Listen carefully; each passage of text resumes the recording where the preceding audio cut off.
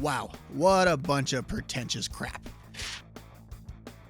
Hey everyone, it's finally time to talk about SLC Punk. I've been dying to talk about this movie for so long, and it's a movie that came out almost over 20 years ago right now, and that's pretty insane if you ask me. I wanted to talk about this film because it has such personal resonance with myself. When I was an awkward teenager, this film was like super important to me. I'd go as far to say like it was films like this that would kind of inform our ideologies as teenagers in our social groups, and this was before the internet kind of telling us what to do or where to go. So it was a film like this that I think really helped us shape who we were and who we would be and who we'd pretend to be. We would want to be the characters from this film. Like seriously, this kid was way too much into this movie.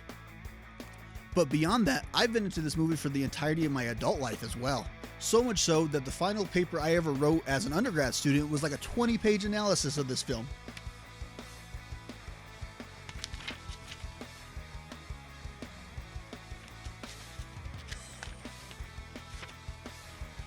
Wow, what a bunch of pretentious crap. Maybe I'll refer back to that a little bit later. The reason why I spent so much time telling you about myself is because I'm a little amazed at just how much this film has stood with me throughout the years. I mean, I'm a little league dad in my 30s. I'm the antithesis of anything punk rock at this point. But I think what happens here is this film actually hits on a very universal appeal. Now, I know a lot of people have commented that this film is really a coming-of-age film, and it totally is. There's no denying that. But I think there's a little more going on here. And look, it should go without saying, massive spoilers from this point on. But come on, the movie came out 20 years ago. I think we can have a referendum on the spoilers at this point. So at the conclusion of SLC Punk, our main protagonist Stevo decides to abandon his punk lifestyle and try his hand at becoming a Harvard-educated lawyer. Of course, he does not come to this decision lightly, but we'll get to that later. So yeah, in a sense, Stevo growing up is a coming of age. But what does any of that actually mean? And what does it actually mean to grow up? Is Stevo growing up, or is he just succumbing to forces that are pulling him in a certain direction? Is he succumbing to forces that we all kind of give into? I mean, after all, we know plenty of people who never grew up, but they seem to lead fruitful lives and have good income and are relatively normal people without ever having to actually take that leap and grow up. As I see it, this movie actually told a very universal story of the system and how powerful it is and how we're almost powerless to avoid participating in it. While this theme is particularly resonant with punks and all others involved in various subcultures, I think it's pretty universal all around.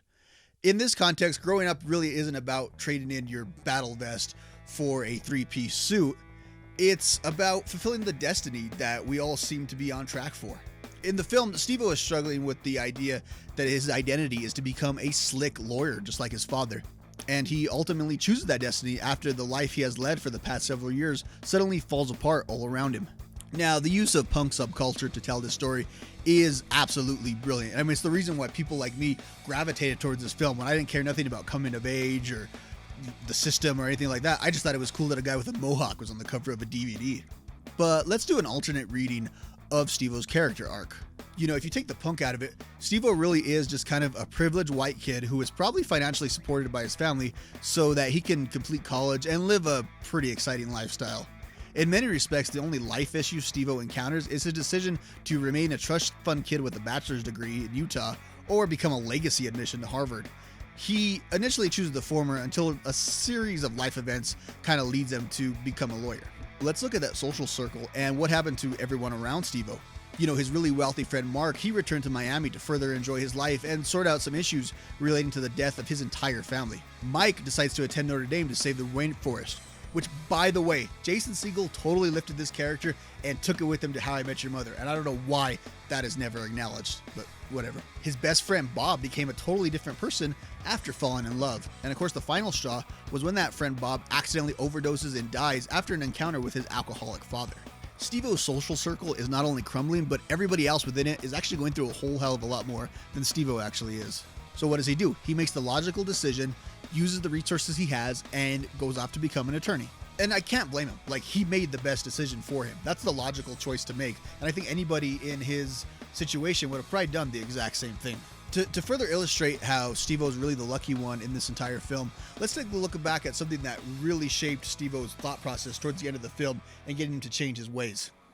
When Stevo has a chance run-in with his old friend Sean, it becomes clear that Sean has become a beggar, and Stevo can barely come to terms that one of his peers is in such bad shape.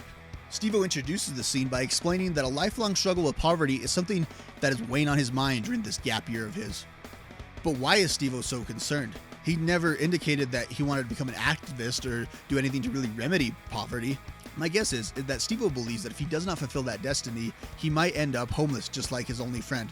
Also, Stevo is acutely aware at the moment that others have it much, much worse than him. But why does he worry about becoming destitute? I mean, as we have established, there is virtually no chance that Stevo would ever end up homeless. But just the very idea that it could happen was enough to completely change Stevo's mind. Regardless of what subculture we identify with, we all struggle between doing what we want to do and doing what we know we financially should do. So often we choose what will theoretically keep us from being homeless instead of what truly makes us happy. The idea that we're powerless to the nebulous of a system actually reminds me of a date that occurred in that class that I wrote that long paper for. Remember the one that I kind of made a mess with? During that class, a student took issue that one of the professors kind of noted that there's nothing that any of us really can do to change the system. Yeah, we give our best efforts, but without a meaningful overthrow or something really, really dynamic happening, all we do is navigate ourselves through the system. You know, at the time, we all seemed to side with our fellow student. But as time's gone by, I realized that professor, she might have been right. Without a total evolution, we don't really change anything. Let me go back to a quote that I used in that paper. As she examined her daughter's time in the hardcore subculture, Dr. Susan Willis noted, subcultural groups may appropriate, use, recycle, and redefine cultural commodities, but their practices don't change capitalism as a mode of production. This is true of punk, but it applies everywhere else. Think of political leaders. Even if a president aims to alter or destroy the system, when they leave office, the social order that they governed over is virtually the same as it was before they entered office. Thus, the system is undefeated.